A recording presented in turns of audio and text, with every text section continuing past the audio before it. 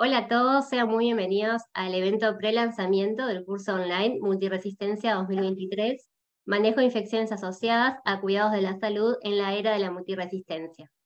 Me gustaría contarles a todos los que se están conectando que este curso se encuentra organizado por la Red de Educación Médica Continua para América Latina, REMS Infectología, en conjunto con la Sociedad Brasilera de Infectología, la SBI, y cuenta con el patrocinio científico de la Sociedad Española de Enfermedades Infecciosas y Microbiología Clínica, y también cuenta con la coorganización a nivel nacional en México por AMIC, o por la Asociación Mexicana de Infectología y Microbiología Clínica. Ahí vemos que se siguen sumando al evento, así que vuelvo a darle la bienvenida a todos los que se están conectando y también los animo a que nos puedan contar a través del chat desde dónde es que se están conectando. Me gustaría también contarles que, bueno, que este evento cuenta con traducción simultánea a español-portugués, así que por favor les pedimos a todos aquellos que deseen escuchar el evento en idioma español, deben seleccionar el canal correcto. En la parte inferior de sus pantallas en el menú van a ver el botón, y también aquellos que lo quieran escuchar en portugués lo pueden hacer seleccionando el botón, el canal de portugués. Es un gusto para mí compartir existencia hoy con todos ustedes aquí presentes. Mi nombre es Nadia Casanova y estoy acompañando por parte de IMED al equipo de expertos aquí presentes. Me gustaría primero presentar a la doctora Marisa Sánchez, es coordinadora del curso, que nos acompaña hoy desde Argentina. Es médica especialista en medicina interna e infectología, jefa de la sección de infectología del Hospital Italiano Buenos Aires, coordinadora del área de infecciones osteoarticulares, Escuela de Medicina, Instituto Universitario Hospital Italiano Buenos Aires, miembro de Comisión de Infecciones Osteoarticulares, SADI, Argentina. Bienvenida, doctora, y también la dejo a usted para que pueda presentar también a sus colegas. Adelante. Hola, ¿qué tal? Buenas tardes a todos, bienvenidos. Bueno, hoy vamos a participar de este evento en el cual tenemos invitados destacados que van a presentar sus disertaciones. Contamos con la presencia del doctor Rafael Cantón, que es jefe del Departamento de Microbiología del Hospital Universitario Ramón y Cajal. Es profesor asociado en la Universidad Complutense en Madrid y es past president de CEIM y de EUCAS. Además, está con nosotros acompañándonos Fernando Pasterán, que es investigador principal del Servicio Antimicrobianos del Instituto Nacional de Enfermedades Infecciosas, doctor Carlos Malbrán, del Laboratorio Nacional y Regional de Referencia en Resistencia a los Antimicrobianos, de OPS y OMS, y Centro Colaborador de OMS en Vigilancia en la Resistencia de Antimicrobianos. Y nos acompaña como panelista la doctora Patricia Cornejo desde México. Ella es especialista en infectología y presidente de la Asociación Mexicana de Infectología y Microbiología Clínica. Buenas tardes a todos y bueno, un placer contar con ustedes para estas disertaciones. En primera instancia, entonces, los vamos a invitar a escuchar una conferencia del doctor Rafael Cantón acerca del problema de la multiresistencia. Exactamente. Primero vamos a presenciar esta conferencia que tengo grabada para todos ustedes, y es por esto que me gustaría comunicarles a todos los que se están sumando que, como ya mencioné anteriormente, contamos con la traducción simultánea español-portugués. En este caso, la conferencia cuenta con los subtítulos en portugués, así que no van a oír la traducción simultánea.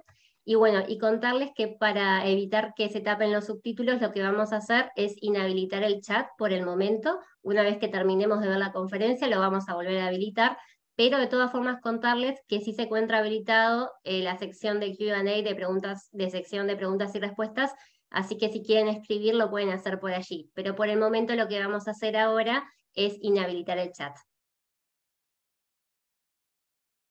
Adelante para compartir la conferencia.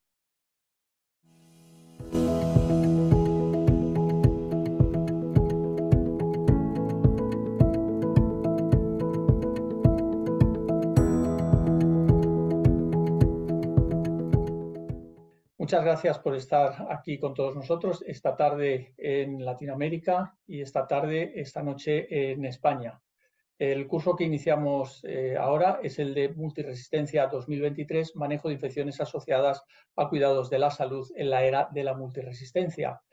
A mí me ha tocado revisar cuáles son los problemas emergentes de multiresistencia de interés clínico. Me focalizaré fundamentalmente en la resistencia a las nuevas asociaciones de beta-lactámicos con inhibidores de beta-lactamasas y también a las resistencias emergentes a cefiderocol. Para mí es un honor participar en este curso que codirijo con Marisa Sánchez desde Argentina y con Alberto Chevabo desde Brasil, y quiero agradecer especialmente a Evimed por haber organizado este curso. No tengo conflictos de intereses en relación a esta presentación.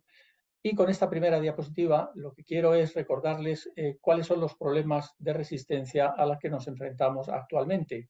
Esto fue establecido por la Organización Mundial de la Salud en el año 2017, donde nos decían que teníamos pues, algunos microorganismos que nos encontrábamos en una situación crítica, otros que estábamos en una situación donde la prioridad era alta para el desarrollo de nuevos antimicrobianos, y luego teníamos otro grupo de microorganismos donde teníamos una prioridad media. Si nos fijamos en los problemas que no son más acuciantes, pues son Acinetobacter baumannii resistentes a carbapenémicos, Pseudomonas aeruginosa resistente a los carbapenémicos, y luego tendríamos las enterobacterales o Enterobacteriaceae que son resistentes a carbapenémicos, y también se incluyen las productoras de beta-lactamasa de espectro extendido que son resistentes a las cefalosporinas de tercera generación. En respuesta a esta situación y también por los mensajes que nos iban dando anteriormente, se han ido desarrollando numerosos antimicrobianos en los últimos años. Aquí tenemos listados en la parte de la derecha cuáles son los que se han ido introduciendo en terapéutica en distintos países, aprobados pues, o bien por la FDA en Estados Unidos o por la European Medicine Agency en Europa, estos antimicrobianos desde el año 2010. Tenemos cefalosporinas, tenemos glicolicopéptidos, tenemos asociaciones de betalactámicos con inhibidores de betalactamasas, tenemos algunas nuevas tetraciclinas, tenemos también nuevas cefalosporinas, como es el cefiderocol. Algunos de ellos o algunos de los compuestos tienen actividad específica frente a Mycobacterium tuberculosis multiresistentes, como es bedaquilina, delamaniz o pretomaniz, y recientemente se ha aprobado uno, que es el sulopenem durlobactam, que este es activo frente a Acinetobacter baumannii. Esto, sin embargo, nos complica la prescripción de los antimicrobianos.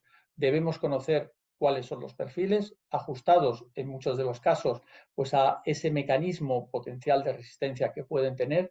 En esta diapositiva se resumen pues, con distintos colores la actividad que tienen pues, las asociaciones de betalactámicos con inhibidores de betalactamasas, ceftalozano tazobactam, ceftazimabibactam, imipenem relebactam o meropenem barbobactam, y esa cefalosporina que nombraba anteriormente, el cefiderocol, frente a enterobacterias que producen carbapenemasas, pues tipo KPCs, tipo SNDM o OXA48, o bien frente a Pseudomonas acinetobacter baumannii y Stenotrophomonas maltophilia, incluyendo las situaciones de multiresistencia.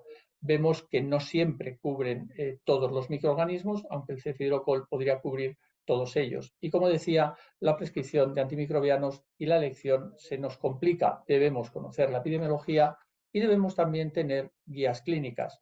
Yo me he permitido aquí hacer un resumen de cuáles son las guías clínicas de la Sociedad Europea de Enfermedades Infecciosas y Microbiología Clínica, las de la Sociedad Americana de Infectología y las de la Sociedad Española de Enfermedades Infecciosas y Microbiología. Están ajustadas para enterobacterias, es la utilización de tratamiento empírico con sospechas de KPC, con sospechas de OXA48 o con sospechas de metal o beta-lactamasas. Podemos tener distintas asociaciones, en muchos de los casos podemos elegir ceftazimabibactam o bien meropenem barbobactam o incluso imipenem relebactam, dependiendo de cuál es la guía clínica, y donde más se nos complica es en la elección de los antimicrobianos frente a metal o beta-lactamasas, y esto es debido a que no tenemos inhibidores específicos frente a este tipo de mecanismo de resistencia o de carbapenemasas, y debemos acudir, pues, por ejemplo, a asociaciones de ceftazimabibactam con el actreonan, buscando esa actividad del actreonan que no se ve afectado en principio por las metal o beta-lactamasas.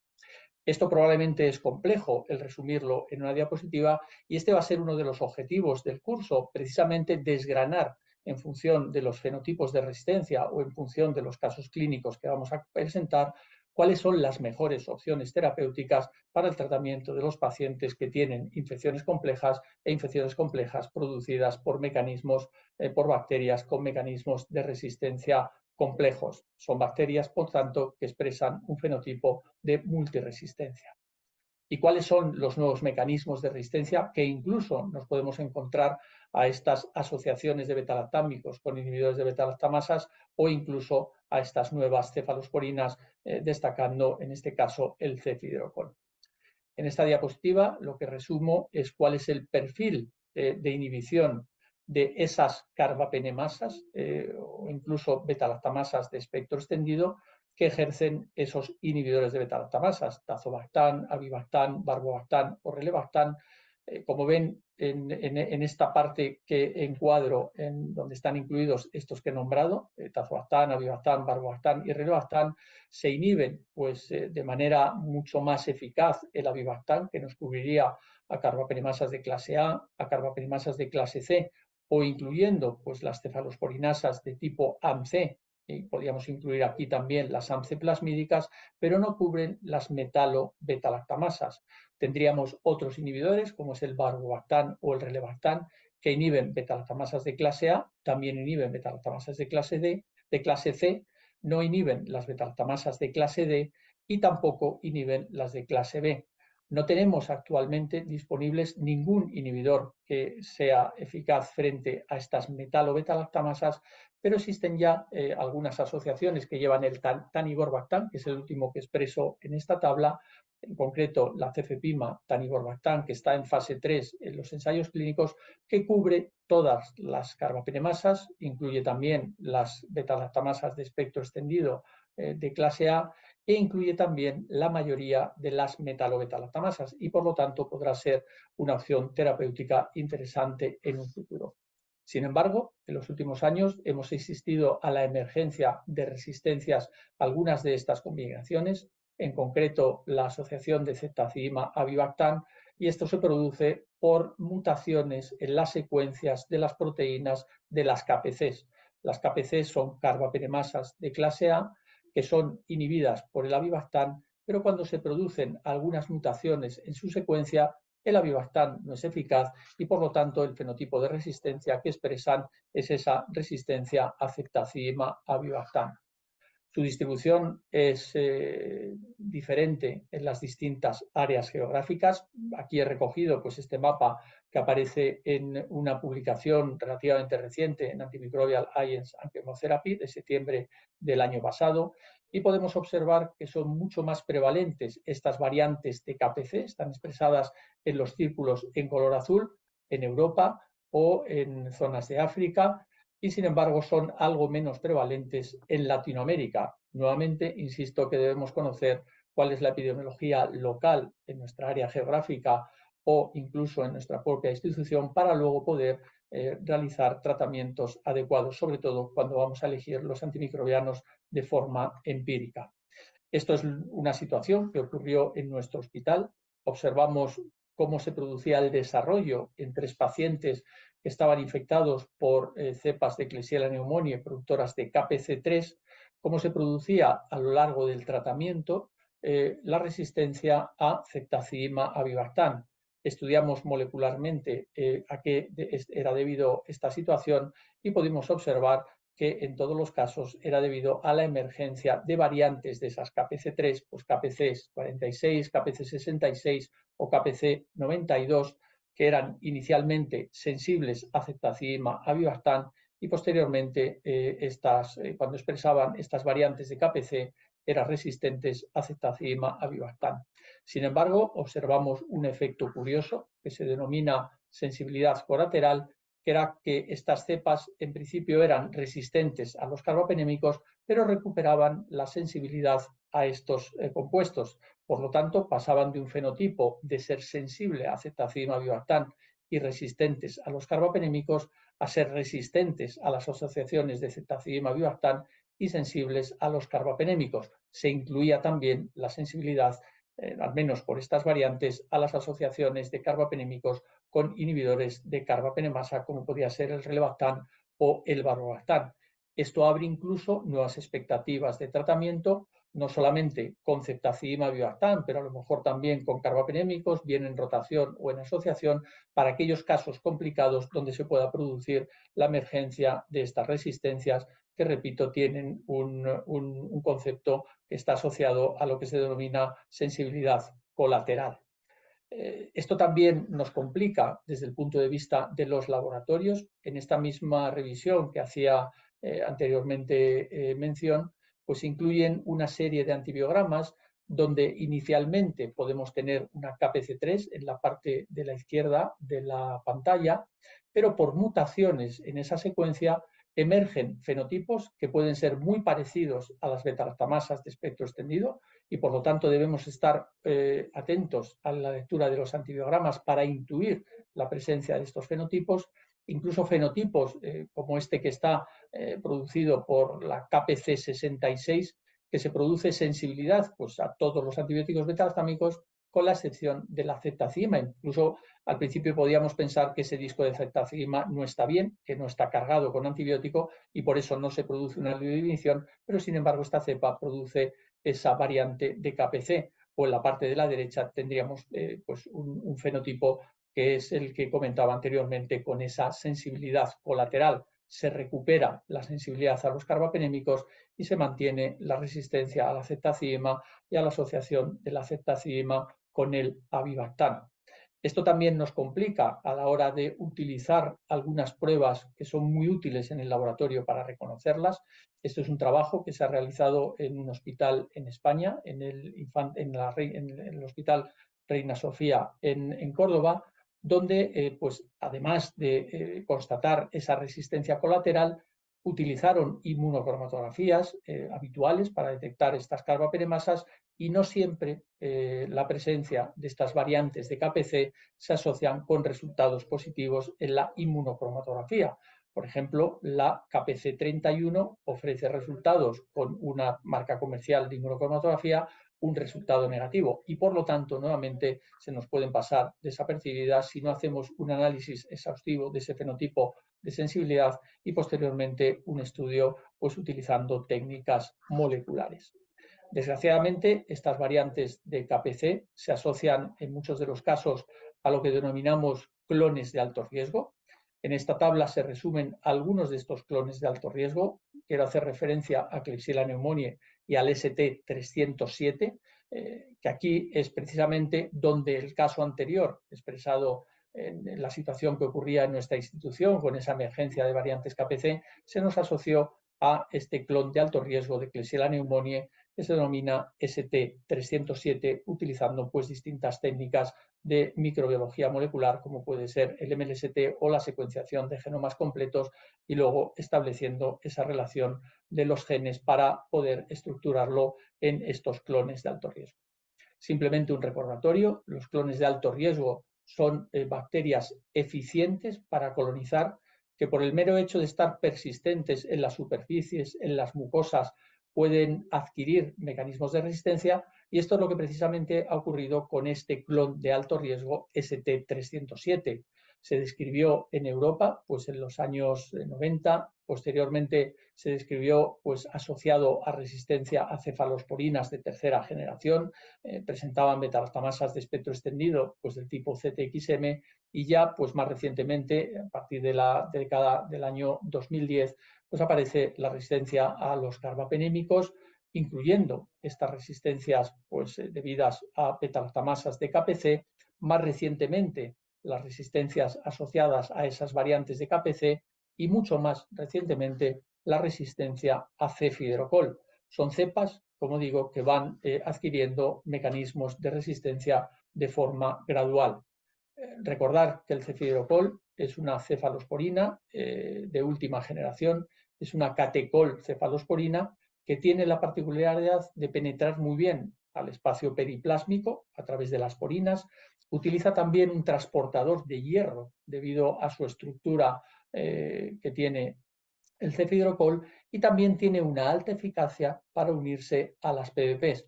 Esto hace que sea muy eficaz y que las resistencias a esta cefalosporina sea infrecuente, pero que sin embargo ya han sido descritas pues, tanto en los ensayos clínicos como en los estudios de vigilancia. Afortunadamente, los casos descritos hasta el momento no son muchos y cuando esta situación se produce es porque se ha desarrollado pues, mecanismos que afectan a las distintas propiedades que hacen que tenga pues, esa alta efectividad para penetrar dentro de la bacteria y actuar sobre las PDPs.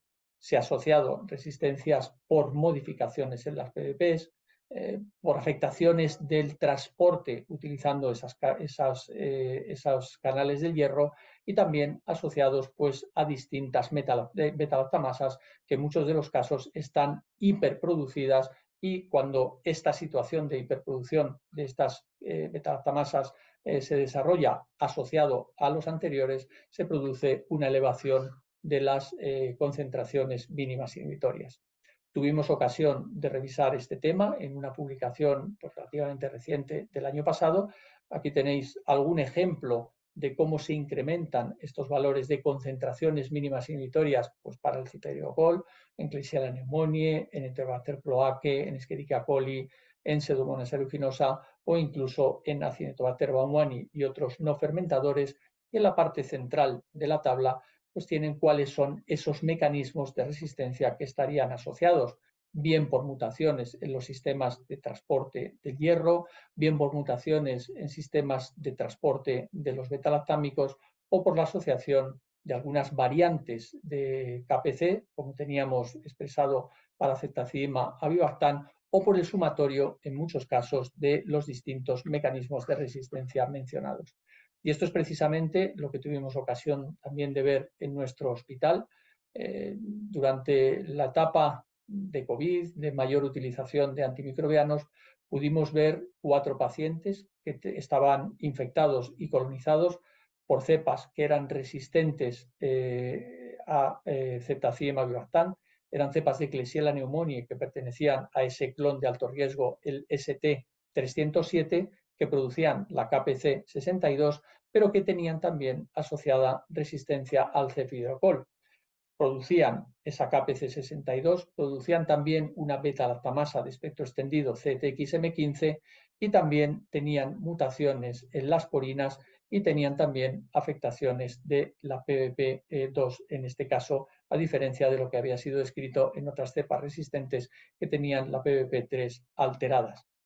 Este problema que podemos encontrar actualmente de forma infrecuente en Klebsiella pneumoniae también ha sido descrito en Pseudomonas aeruginosa. Este es un caso clínico publicado pues, a primeros de este año de un paciente en el cual se observa una progresión de los valores de CMIs de cefidrocol, aumentan desde 2 hasta 64 y esto pues, será debido también a la acumulación de distintos mecanismos de resistencia o mecanismos que afectaban pues, o bien a la entrada o bien una hiperproducción de la beta-lactamasa cromosómica o bien también pues, se asociaban por hiperexpresión de las bombas de expulsión que hacía que el cefidrocol no fuese eficiente en su inhibición de esta Pseudomonas aeruginosa.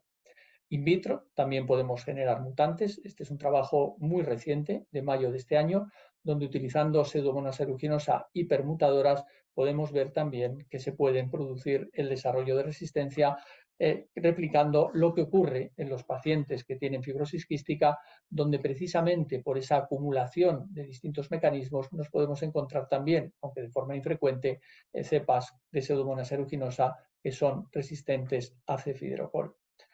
Con esto lo que no quiero es presentar una situación en la que no vamos a encontrar pues, un futuro en la utilización de antimicrobianos. Este es un agujero negro. Yo creo que tampoco podemos mirar hacia otro lado o mirar de frente y chillar, como en este cuadro de Edvard Munch, El grito, que está pues, en la Galería Nacional de Noruega en Oslo. Sino yo creo que tenemos que mirar al futuro. Este es un cuadro de Antonio López, es El amanecer en la Gran Vía, está tomado a las 7:30 horas de la mañana. Es un cuadro que esta persona ha ido repetidamente durante distintos años hasta completarlo. Y con esto lo que quiero significar es que tenemos que aprender a utilizar los antimicrobianos, tenemos que aprender cuál es la epidemiología que tenemos en nuestras propias instituciones y si conseguimos esto, mejoraremos la utilización de los antimicrobianos y probablemente tengamos un futuro en la utilización de los antibióticos. Por último, quería agradecer pues, a mis compañeros en la dirección académica, al doctor Alberto Chevao y a la doctora Marisa Sánchez, y por supuesto a todo el equipo docente, tanto de los distintos países de Latinoamérica como de España, que yo creo que con sus presentaciones van a contribuir a que tengamos pues, un mejor manejo de las infecciones asociadas a cuidados de salud en la era de la multiresistencia. Muchísimas gracias.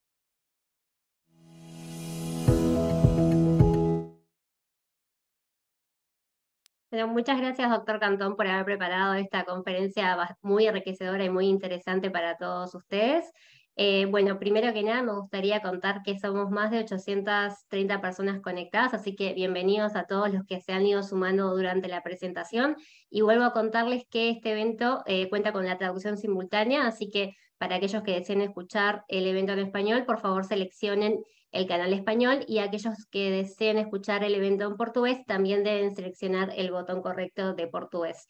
Ya hemos habilitado nuevamente el chat para que puedan ir dejando sus comentarios también, y les recuerdo que pueden ir haciendo en la sección de preguntas y respuestas, sobre todo para que no queden las preguntas perdidas en el chat, pueden ir dejando sus preguntas, sus dudas y sus consultas que tengan en relación a las conferencias del doctor Cantón y posteriormente también del doctor Pasterán, para que luego, bueno, las puedan también responder en vivo y así puedan iniciar el intercambio entre todos. Así que adelante, Marisa, te dejo la palabra. Bueno, en esta segunda conferencia vamos a escuchar a Fernando Pasterán hablando sobre la epidemiología en Latinoamérica. Así que, bueno, bienvenido, Fernando, te escuchamos. Muchas gracias, Marisa. Por favor, me confirman si están saliendo bien los slides. Perfecto. Bueno, muchas gracias, Marisa, Rafa, por la invitación y a Evimed por darnos este espacio. Les vamos a contar brevemente cuál es el estado epidemiológico de bacilos gram negativos en Latinoamérica, así que se imaginarán que soy portadores de excelentes noticias para todos los que nos siguen. No tengo conflictos de interés para dar esta disertación.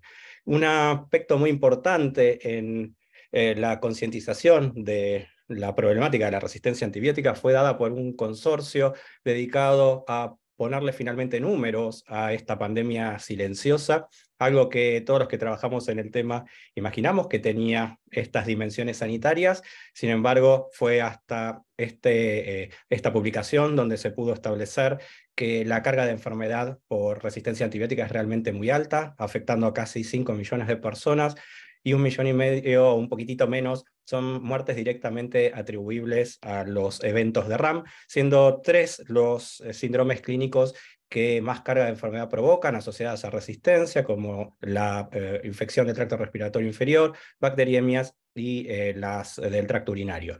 Y fundamentalmente son 6 patógenos los que tienen asociados esta gran carga de enfermedad: Escherichia coli, Staphylo aureus, Acinetobacter baumannii, Pseudomonas, y en los países de mediano y bajos recursos se suma neumococo y Klebsiella pneumoniae. Cuando analizamos la gran heterogeneidad que ocurre a lo largo del globo terráqueo, podemos ver que Latinoamérica ocupa uno de los primeros puestos, solo detrás de distintas regiones de África y el sudeste asiático, y se calcula que para Latinoamérica la mortalidad de RAM, al menos previo al COVID, oscilaba aproximadamente 70 personas cada 100.000 habitantes, realmente una carga sumamente alta. Y si a eso le sumamos la discapacidad que provoca o que pudiera provocar las infecciones por bacterias resistentes, tenemos que hablar de casi 20 años cada 100.000 habitantes de disabilidad asociada. Es decir, realmente muy, muy alto. Pero esto fue el final de la película, es decir, el desenlace final de una infección por RAM que lamentablemente termina o en discapacidad o muerte. Nos faltaba la precuela, es decir, la gente no se muere por la calle, no por bacterias resistentes, sino que muchas de ellas tienen un paso previo por instituciones de salud, ya sea por problemas agudos o crónicos, y que calculo que abordarán intensamente esa problemática durante el desarrollo de este curso. Y hace muy poquitos días se le pudo poner números también a cuál es la incidencia global de las infecciones asociadas al cuidado de la salud. Y esto era un capítulo importante que necesitábamos establecer para tomar dimensión ya más cabal de la problemática de la RAM. podemos ver que en general en los países de mayores recursos hay una mayor proporción de la población que cursa alguna internación hospitalaria, que asciende al 11%, y en los países de bajos recursos esto asciende al 3%, seguramente por limitaciones en el acceso a instituciones de salud. En esta casuística, Alemania y Sri Lanka encabezan el ranking con más del 20% de la población hospitalizada. Eso también, ¿no?, habla un poco del envejecimiento o el grado de salud de una población en sí mismo. Y para nosotros esto aporta una información vital y es un eslabón perdido que necesitábamos para cruzar un montón de información que manejamos de carga de enfermedad. A nivel global se estima que las IACS dan cuenta de 136 millones de personas afectadas, lo que es un número realmente extremadamente alto, pero es por eso que se traduce luego en 5 millones de muertes anualmente. Y tanto China, Pakistán e India ocupan el primer eslabón de esta casuística. Fíjense que no son los países que tenían mayor porcentaje de pacientes o de ciudadanos hospitalizados. Significa que a menor hospitalización con mayor IACS, eso habla de la debilidad en la prevención de infecciones. El primer país desarrollado o de altos ingresos que está dentro de este ranking es Estados Unidos, con casi 3 millones de IACS anualmente. Y para Latinoamérica no la sacamos barata, casi 8 millones y medio de IACS por año. Un número realmente muy alto. Brasil contribuye con casi 3 millones, México con 1,5 millones, Colombia y Argentina con 1 millón aproximadamente. Es realmente la verdad, un problema de larga data y de falta de resolución en nuestros países. En Argentina se estima que hay aproximadamente 1.650 infecciones asociadas al cuidado de la salud cada 100.000 habitantes por gérmenes resistentes a antibióticos, una carga realmente muy alta. Así que durante este breve webinario vamos a repasar cuáles son los patógenos críticos y su estado de situación en Latinoamérica, empezando por el Acinetobacter resistente a carbapenemes.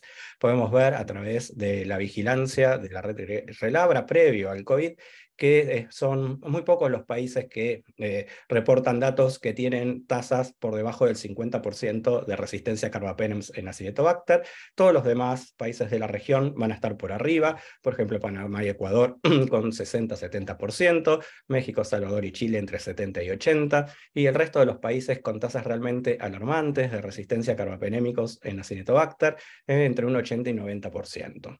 Entre los que nos incluimos, por supuesto, en Argentina. Sin duda, Perú es el que mayor padece el Acinetobacter resistente a carbapenemes, con tasas realmente alarmantes. Prácticamente la totalidad vigiladas durante el año 2019 tuvo algún rasgo resistente a carbapenem. El COVID no pasó de manera indiferente.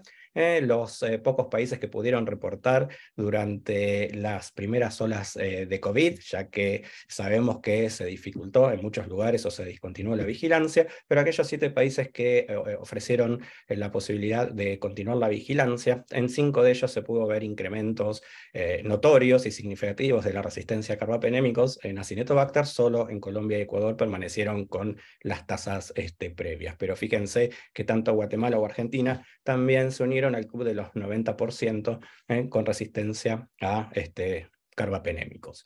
Por lejos, el principal mecanismo de resistencia en nuestra región, que da cuenta del 85% de los aislados resistentes a carbapenémicos, son las carbapenemasas de naturaleza OXA23, están diseminadas en toda la región, absolutamente en todos los países. La segunda carbapenemasa en importancia es NDM, y esto es un evento importante de resaltar, sobre todo que ha sido detectada en 11 de los países de la región, y en 4 de ellos, Costa Rica, Cuba, Guatemala y Nicaragua, es la principal carbapenemasa en Acinetobacter.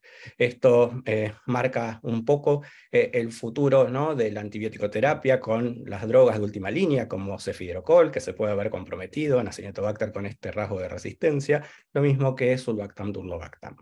OXA24 participa de manera muy minoritaria en la epidemiología de la región y localizada en 4 países. OXA58 también, muy poca casuística, aunque sí se puede ver extendida en todo el territorio latinoamericano, y OXA72 también bastante limitado. Otras carbapenemasas menores, como KPC, BIM o IM, realmente son reportadas de manera anecdótica.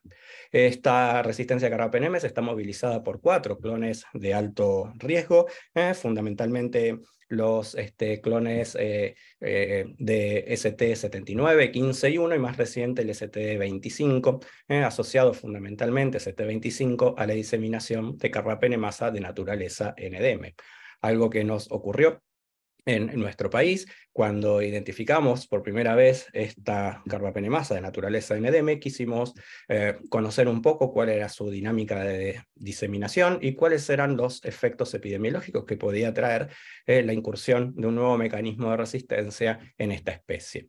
La secuenciación masiva de genoma de los primeros Acinetobacter que tuvimos con estas características mostraron una fuerte asociación de NDM con beta-lactamasa de espectro extendido del tipo PER, casi en el 60% de los aislados, y resistencia a múltiples drogas.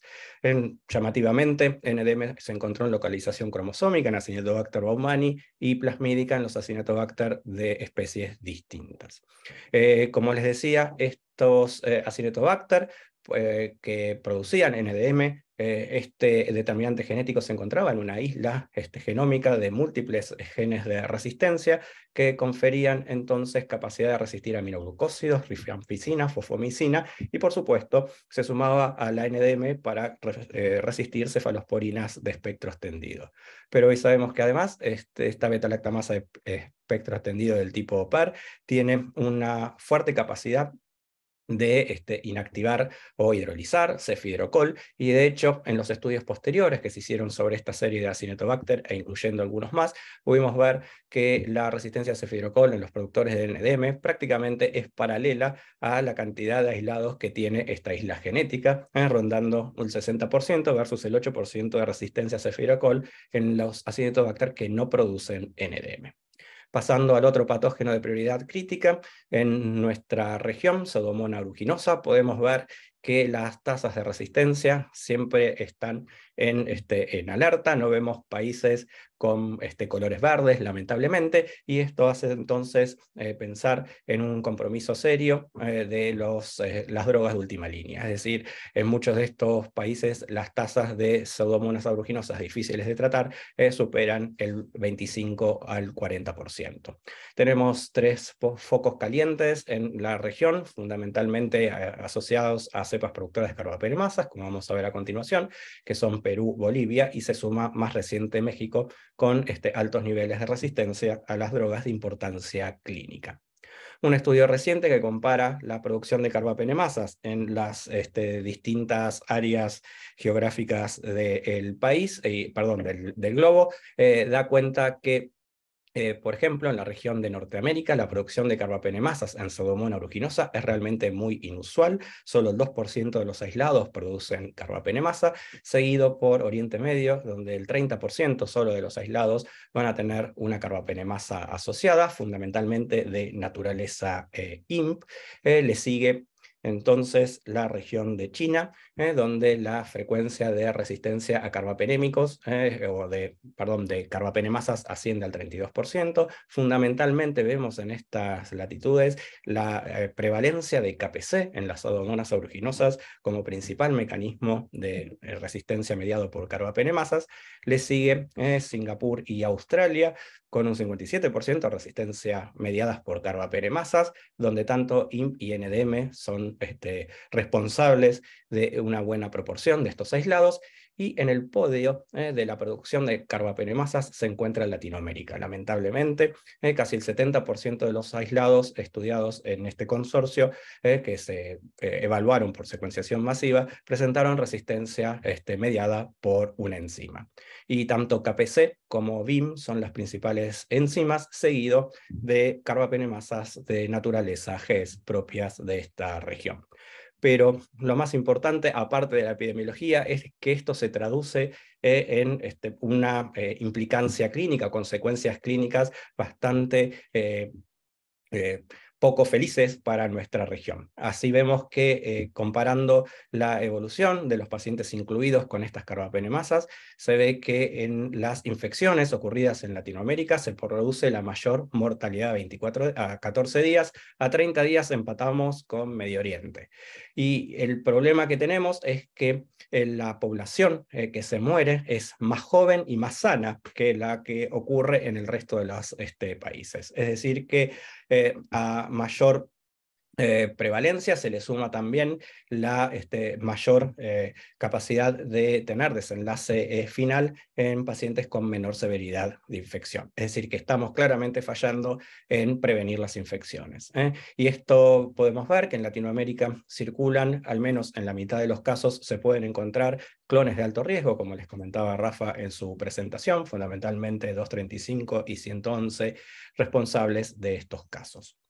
Para salvar estas situaciones, no todo Latinoamérica presenta la misma epidemiología de pseudomonas. En nuestro caso nos parecemos más a la problemática de Norteamérica, solo en pseudomonas, no en el resto de los bacilos de prioridad crítica, donde solo tenemos un 2% de carbapenemasas en este patógeno. Para pasar al último grupo de patógenos prioritarios, nuestra región de Latinoamérica ha tenido alta prevalencia de resistencia a cefalosporinas de espectro extendido, tanto en Escherichia coli como en Klebsiella pneumoniae. Es un rasgo característico de nuestra región, tener tasas ya endémicas de BLE, de beta-lactamasa de espectro extendido, en estos dos patógenos. Vemos generalmente, salvo alguna excepción, en todos los países de Latinoamérica, mayor prevalencia de beta-lactamasa de espectro extendido en Klebsiella pneumoniae que en Escherichia coli, y vemos algunos puntos calientes en la región de las Américas, como Brasil, Cuba, Perú, Ecuador, con altos niveles de resistencia a cefalosporinas de espectro extendido en una o en dos de las especies estudiadas. Cuando se comparan las tasas de resistencia a beta-lactámicos de espectro extendido entre las distintas regiones del globo terráqueo, podemos ver que Latinoamérica, junto con África y Medio Oeste, tienen la mayor tasa de BLE en Escherichia coli, y estamos en segundo lugar con respecto a Klebsiella pneumoniae, solo por debajo del continente africano. Cuando se analizan los mecanismos detrás de esta resistencia, tanto a nivel global en Escherichia coli como en Latinoamérica, se ve el mismo paralelismo, la alta prevalencia de CTXM del grupo 15 como el mayor responsable de beta-lactamasa espectro extendido en todas las regiones. A nivel de Klebsiella pneumoniae ocurre algo similar, con también CTXM15 como el principal mecanismo de resistencia, donde en este patógeno también empiezan a formar parte otros mecanismos secundarios, como PER, GES y SHB en nuestra región, de manera en el segundo orden de prioridad. Sin duda, el mayor problema que tenemos son las enterobacterias resistentes a carbapenémicos, no solo por su prevalencia creciente, sino también por la limitada acceso a drogas de última línea. En un corte analizando las distintas regiones del globo terráqueo, se puede ver que a partir del año 2000-2001 se produce el incremento global de las enterobacterias resistentes a carbapenémicos, liderados lamentablemente por Latinoamérica, donde el incremento, si se compara con los años previos, es de 5 a 6 veces superior. Es decir, que estamos en una situación bastante comprometida respecto a estas resistencias en este grupo bacteriano. Otro estudio también reciente de aquellos hospitales que participan del Atlas, 57 hospitales, y incluidos 11 de la región de las Américas, podemos tener un comparativo, no una foto de esta situación durante el primer año de pandemia COVID, donde las tasas de resistencia en Klebsiella pneumoniae en la región muestran una gran heterogeneidad, con un rango que va del 2 al 44% de resistencia a carbapenémicos en Klebsiella pneumoniae. La serie a nivel global, lamentablemente, está liderada por países con altísima tasa de resistencia a carbapenémicos, por ejemplo, India casi llegando al 55%, seguido de Grecia, donde se pueden ver tasas similares del 54%, y lamentablemente en el tercer lugar se encuentra un país latinoamericano, y en este caso nos tocó a nosotros, en Argentina, ocupar esta situación. Simplemente para lavar un poquitito la imagen, este promedio del 46% representa fundamentalmente las jurisdicciones metropolitanas de Capital Federal y sus alrededores. En el resto del país la resistencia puede ser menor, y por eso el promedio actual es del 35%. Sin embargo, en estos hospitales que participaron de este estudio, la tasa actualmente llega al 50%. Y el mayor problema que tenemos, junto con esta prevalencia sin límites, con ascenso continuo, creciente, es cuando se compara la severidad de la infección y el desenlace fatal. Por ejemplo, en el estudio de Crackle 2 se puede ver que la fatalidad en los centros que participaron de Asia, como por ejemplo de China, fue del 12%, comparada con la del 23% de Estados Unidos, y lamentablemente en Sudamérica, donde participaron hospitales de Argentina, Colombia y Chile, la mortalidad ascendió al 28%. Y de vuelta vemos lo mismo que pasa en Pseudomonas o que pasaba en Pseudomonas aeruginosa. Vemos pacientes en general con menor severidad, menor índice de Charleston, de Pitt, que en el resto de los países, sin embargo, mayor mortalidad. Y una de las principales causas que los autores plantean como responsables de este escenario es seguramente la falta de acceso a las drogas o medicamentos de última línea que tienen asociado sobrevida de manera independiente. La región de las Américas se caracterizó previo al COVID por tener alta prevalencia de KPC, lo mismo que Norteamérica, a diferencia de lo que ocurre en Asia y el sudeste de Pacífico, donde NDM es más prevalente, o en Medio Oriente, África y parte de Europa, donde Oxa es la principal carbapenemasa. A nivel global se veía mayor participación de KPC que de NDM, siempre el principal huésped bacteriano, Klebsiella pneumoniae.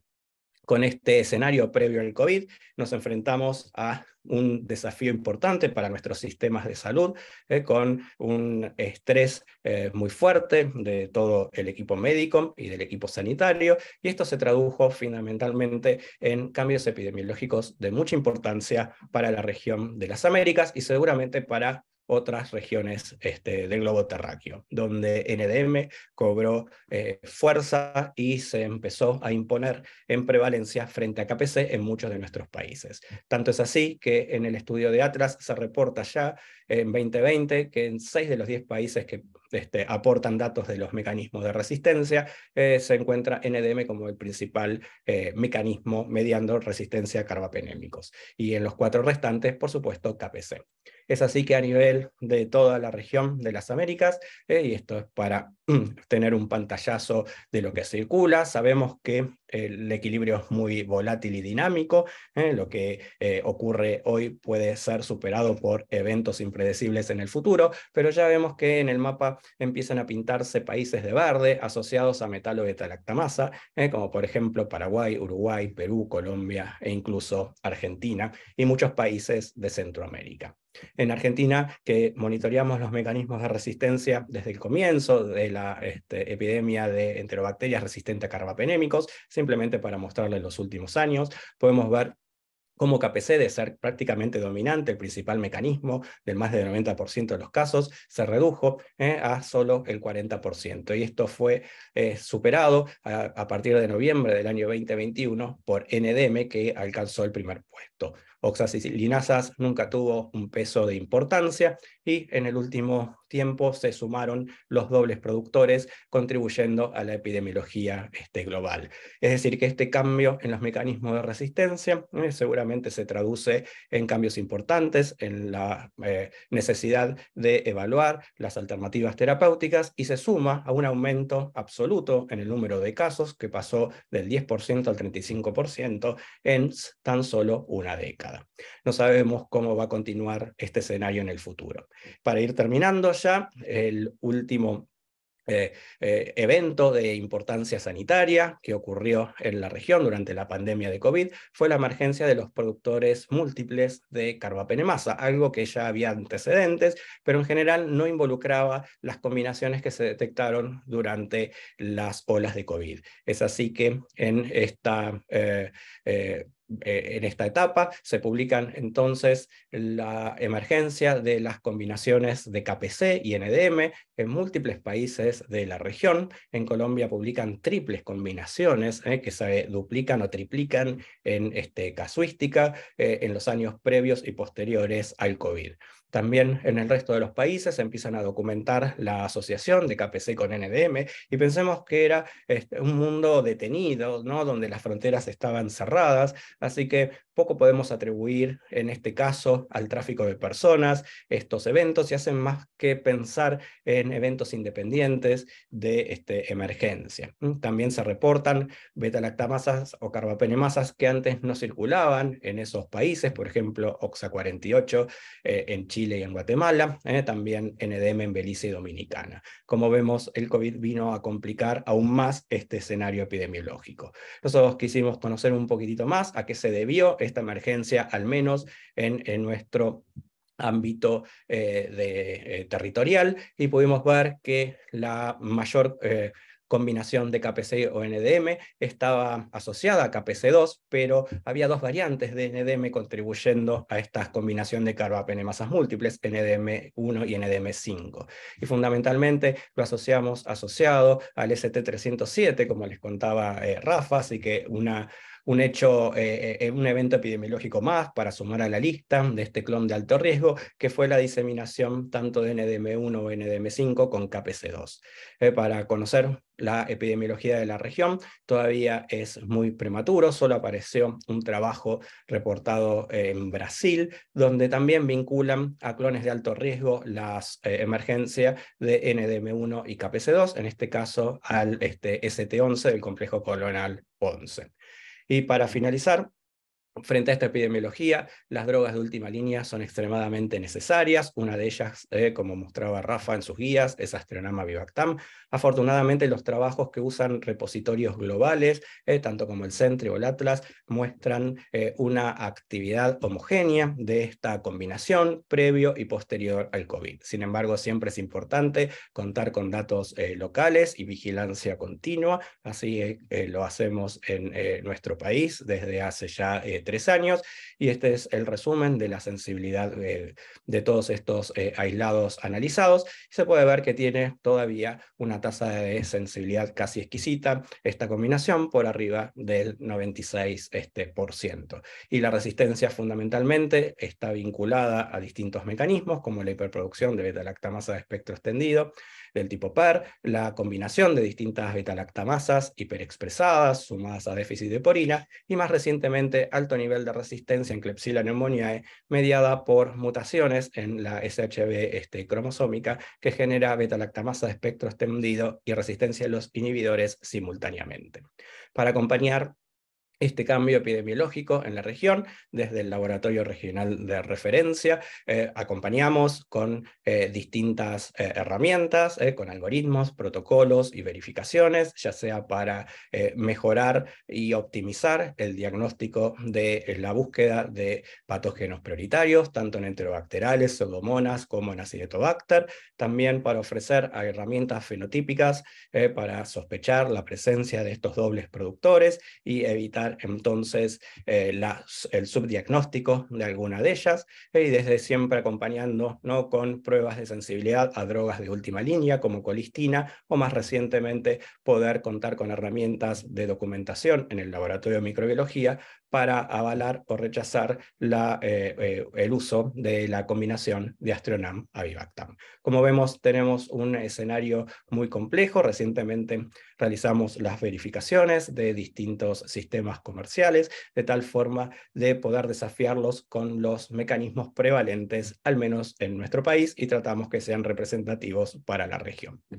Con esto termino esta disertación y quedo para el espacio de preguntas. Muchas gracias.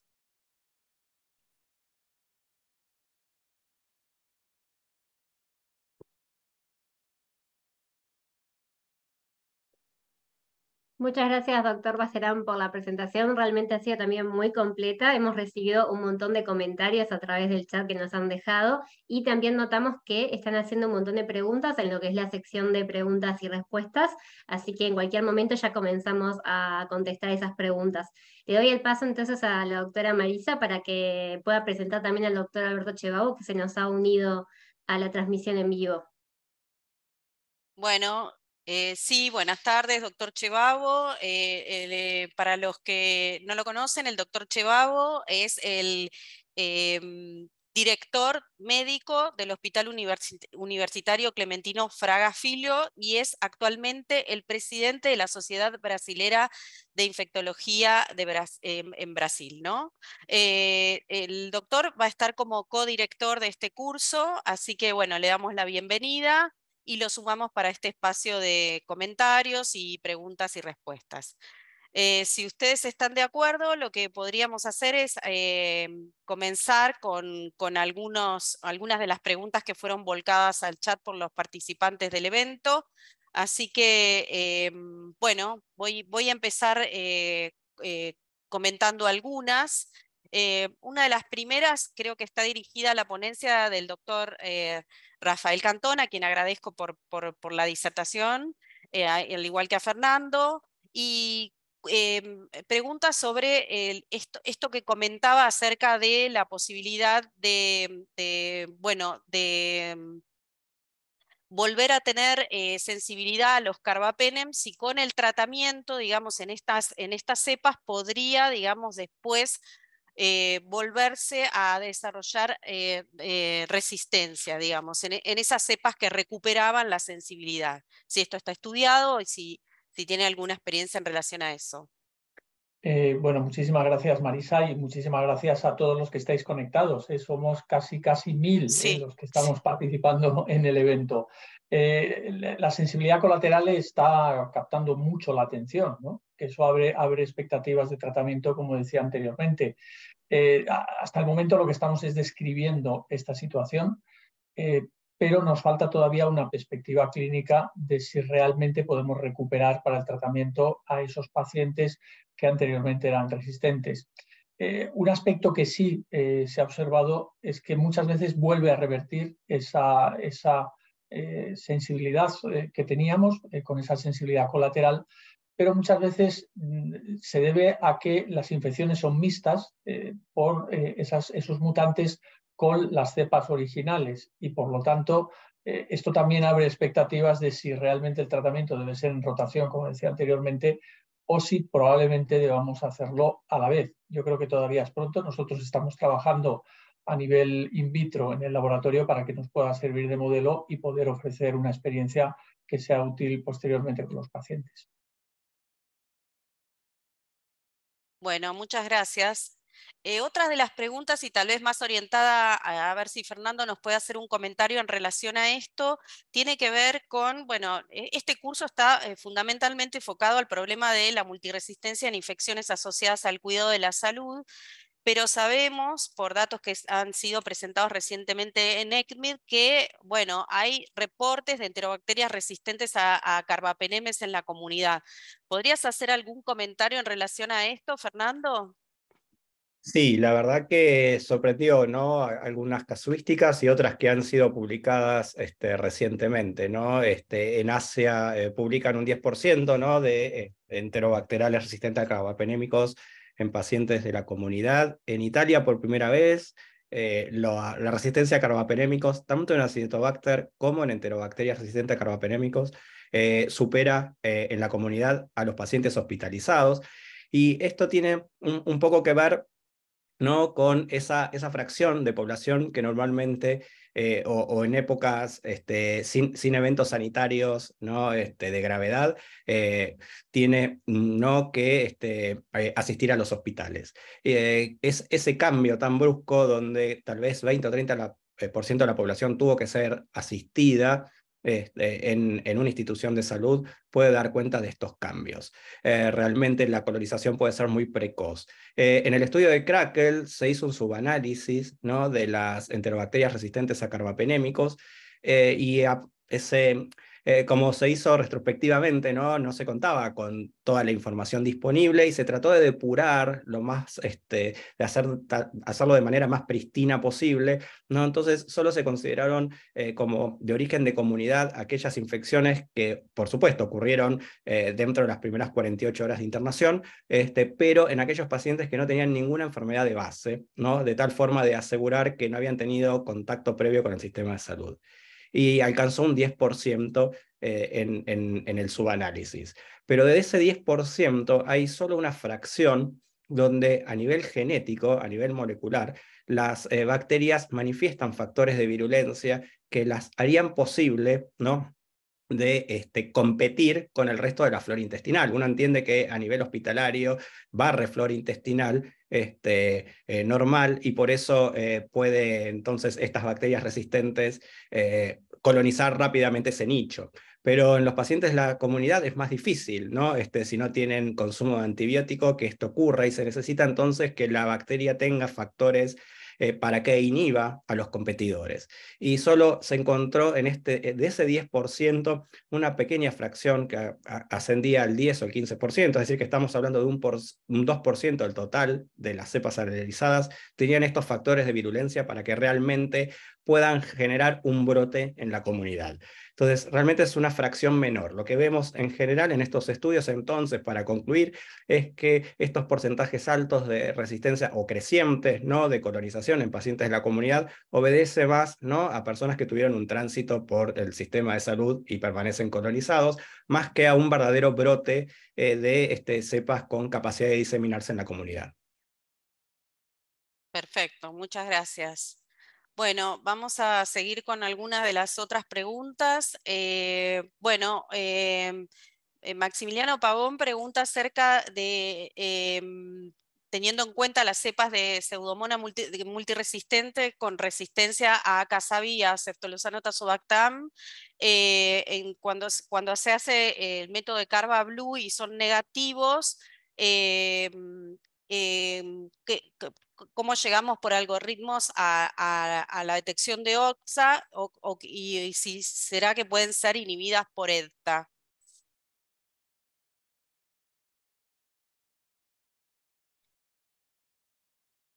No sé, Rafa, si quiere contestar tú, sí. No, vamos, yo creo que requiere un análisis un poquito pormenorizado, ¿no? El Sí. problema de la multiresistencia en Pseudomonas aeruginosa es real. Bueno, ojo, en España tenemos datos que ha bajado la multiresistencia, lo cual es importante, ¿no? Bueno, ha sido también comentado en alguna de las otras preguntas.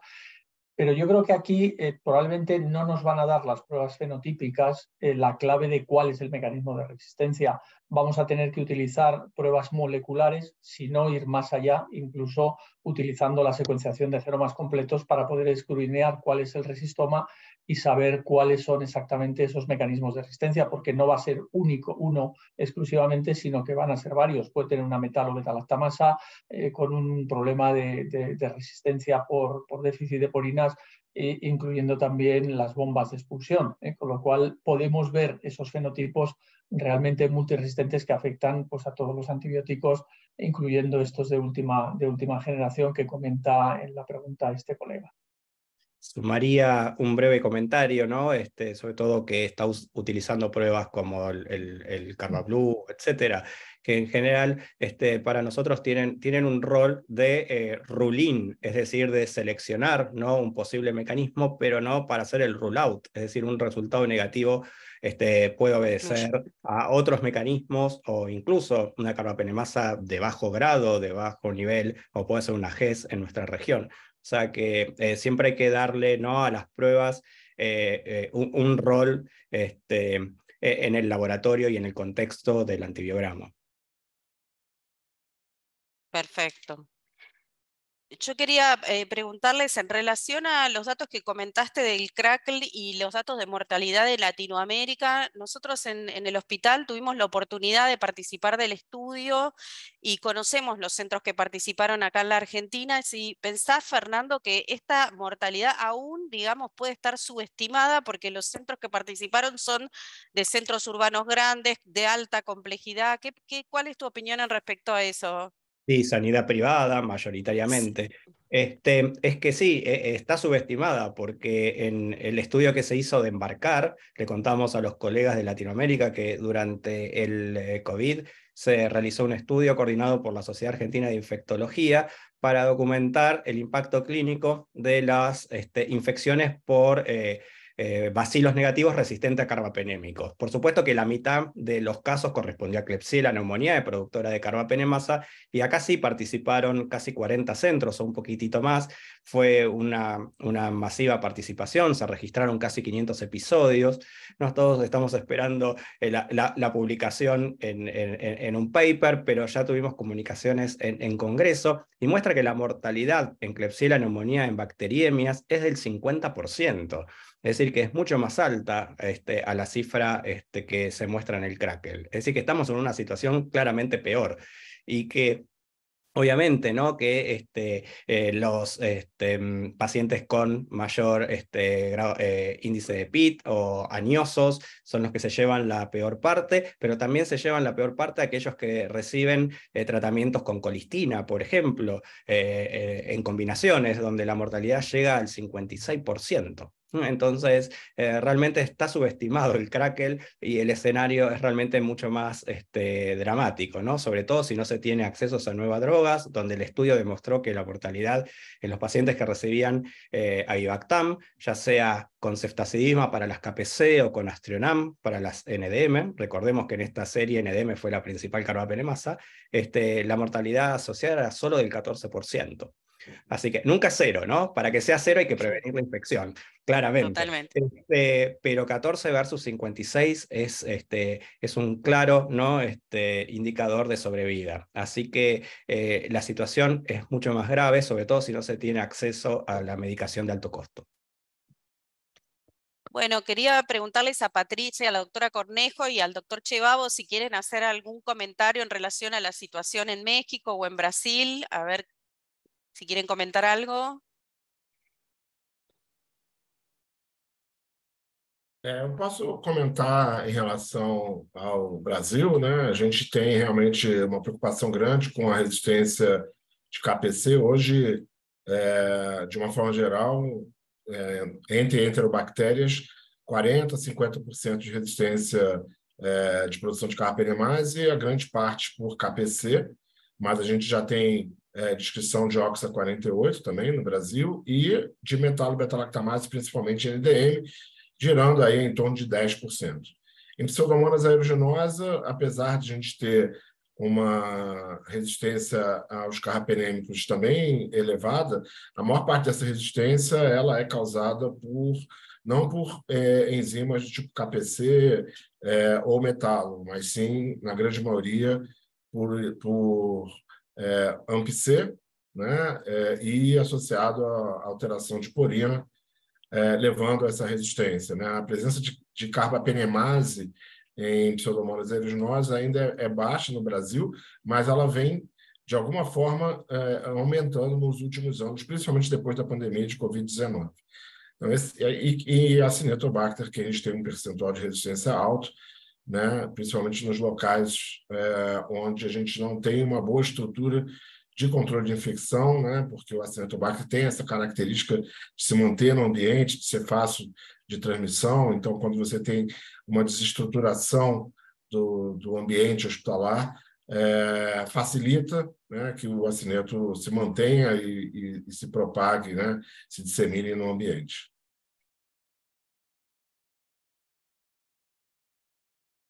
Yo comentaría mucho en relación al problema compartido en cuanto al acceso a diferentes fármacos. Hay algunas de las preguntas que vienen en relación a que no contamos más que con ceftavibactam, ceftolozano tazobactam y que nuevas combinaciones no están tan accesibles y qué poder hacer para tenerlas, ¿no?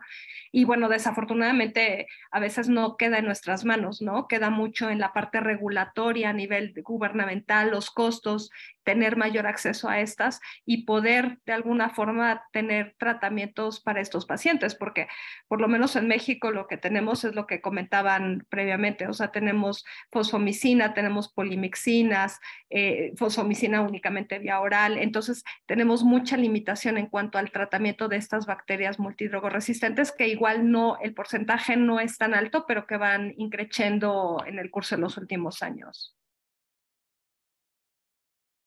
Bueno, muchas gracias. En relación a una de las, hay muchas preguntas, probablemente no nos dé el tiempo para responder a todas. El seminario va a quedar grabado. Me parece importante rescatar una de las últimas que llegó en relación a las oportunidades de evitar, digamos, el problema de la multiresistencia. Y en relación a eso quería preguntarles al panel cómo ven el rol de los métodos de diagnóstico, además, digamos, de las medidas de control de infecciones, cómo ven el rol de los métodos de diagnóstico rápido como para poder, digamos, tener un diagnóstico oportuno y no solo tratar oportunamente al paciente, sino también tomar las medidas de control de infecciones que correspondan en forma precoz. Bueno, si queréis empiezo yo. Marisa, yo creo que es importante mensajes que hemos dado. Conocer la epidemiología local es fundamental para poder establecer un tratamiento empírico. Y si ya nos vamos a tratamiento dirigido, yo creo que si disponemos de métodos rápidos, vamos a poder o bien modificar ese tratamiento que hemos puesto empíricamente anteriormente o de alguna forma poderlo dirigir mucho mejor. Un diagnóstico rápido muchas veces no tiene por qué ser muy sofisticado. Un hemocultivo positivo, todos sabemos que podemos utilizar una inmunocromatografía directamente que nos va a dar un resultado bueno. Si disponemos de sistemas moleculares, pues tipo PCRs en tiempo real, o tipo FilmArray o tipo una técnica de LAMP, también va a ser muy agradecida en poder tener cuál es el mecanismo de resistencia que está asociado y poder elegir mucho mejor cuáles son los tratamientos que vamos a utilizar.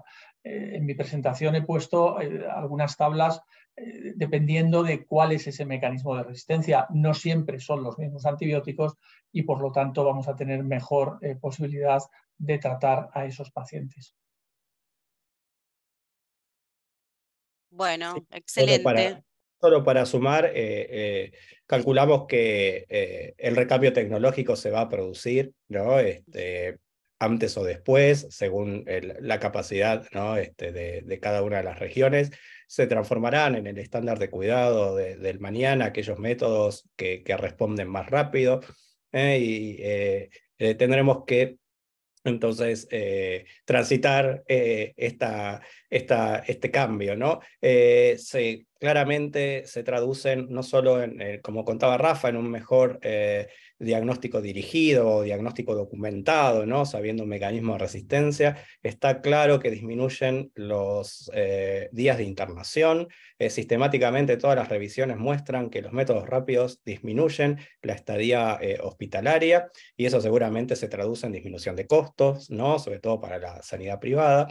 El beneficio en la sobrevida o en la mortalidad dependerá de la severidad del paciente, por supuesto, ¿no? Y un efecto no medido, ¿no? En la mayoría de las publicaciones es cómo facilita el flujo de trabajo dentro del laboratorio, ¿no? Reduciendo la carga laboral, que eso siempre es bienvenido. Bueno, muchas gracias, Fernando. Estamos ya en tiempo de cerrar este seminario, así que quería agradecerles a todos los disertantes y los panelistas por haberse conectado, y a los participantes por la cantidad de preguntas y por haberse conectado también, como dijo el doctor Cantón, a una gran cantidad de participantes. Invitarlos a inscribirse en el curso en el que vamos a tratar estos aspectos vinculados fundamentalmente a aquellas infecciones asociadas al cuidado de la salud, enfocándonos puntualmente en focos de difícil acceso, con conferencias, con actividades de simulación. Así que bueno, los esperamos a todos para poder seguir aprendiendo y enriqueciendo todo lo que sabemos en conjunto.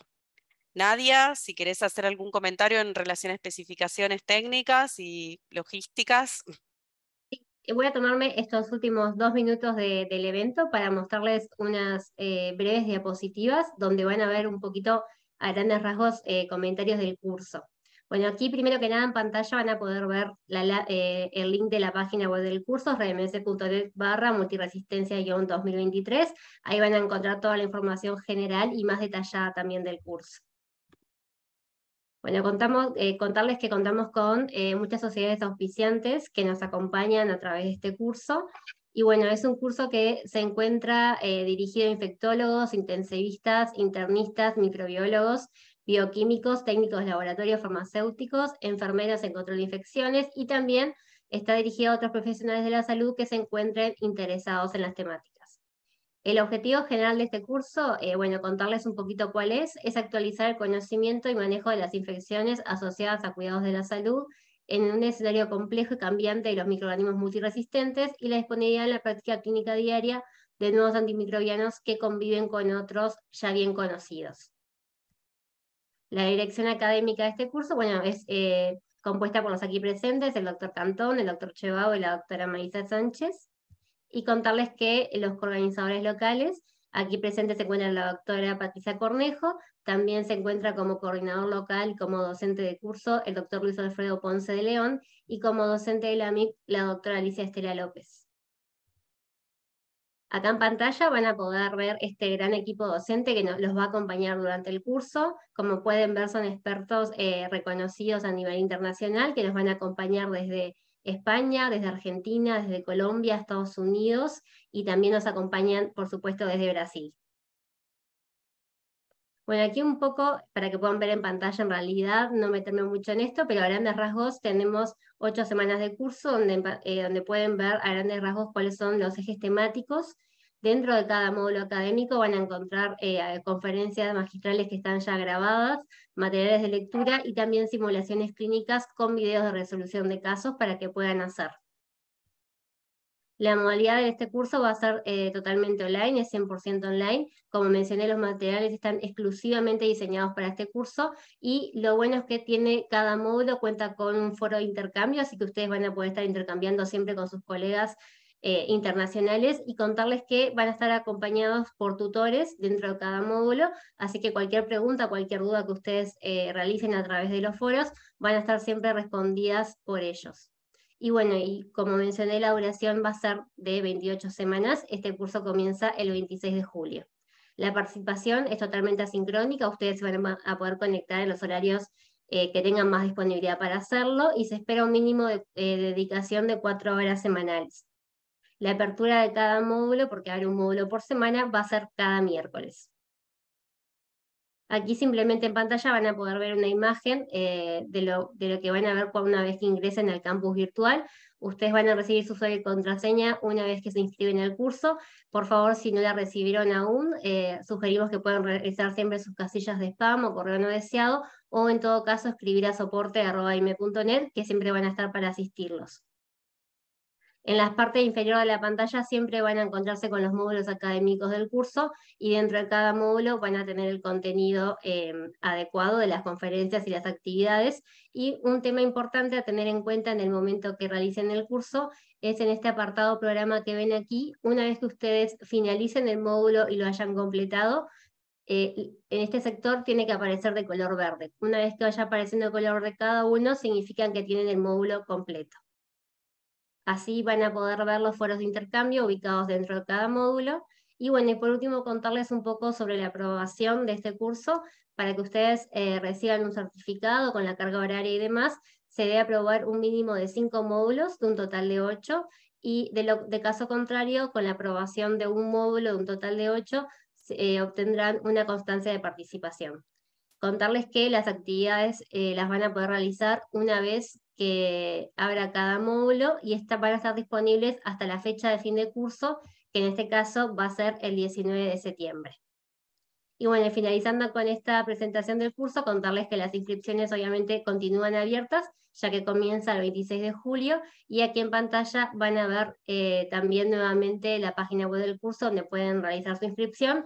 También la están dejando en el chat por si quieren entrar directamente en este momento, y un número de WhatsApp aquí en pantalla por cualquier consulta que les pueda ocurrir. Así que bueno, ahora sí hemos llegado a lo que es la parte final del evento. De mi parte, agradecerle a todos los que se conectaron, que realmente hemos llegado a casi 1000 participantes en la sesión en vivo. Agradecer todos los comentarios, las preguntas y los saludos. Realmente muy variada la cantidad de países que nos acompañaron. Y bueno, ahora sí le doy paso a ustedes, expertos invitados, a que se puedan despedir. Adelante. Bueno, empiezo yo. Quería, bueno, agradecer a los disertantes y a los panelistas y, como les dije previamente, invitarlos a seguir digamos, en esta actividad colaborativa, así que los esperamos en el curso próximamente. Yo me uno a esos deseos de Marisa y también espero que tengáis una participación tan activa o más de lo que ha sido durante esta sesión de presentación. Muchísimas gracias a todos. Muchas gracias por la invitación, un placer poder sumarme a este webinario y los esperamos a todos en el curso para tratar de resolver entre todos estas cuestiones que nos desvelan. Igualmente, gracias a todos y gracias por la invitación también a los mexicanos, que esperemos tengamos mucha gente inscrita. E para finalizar, eu agradeço muito o convite, agradeço a todos que participaram aqui desse webinário ao vivo e convido todos para o curso, principalmente os brasileiros, né, para se juntar, a se inscrever no curso. Acho que vai ser uma excelente oportunidade de discutir esses temas de multiresistência aplicados no nosso dia a dia, na prática diária. Muchas gracias a todos los expertos nuevamente, ha sido muy enriquecedor estar en esta sesión en vivo y bueno, y a todos ustedes que nos están viendo, los esperamos entonces en el curso para poder seguir intercambiando a través de los foros de intercambio. Hasta luego y muchas gracias.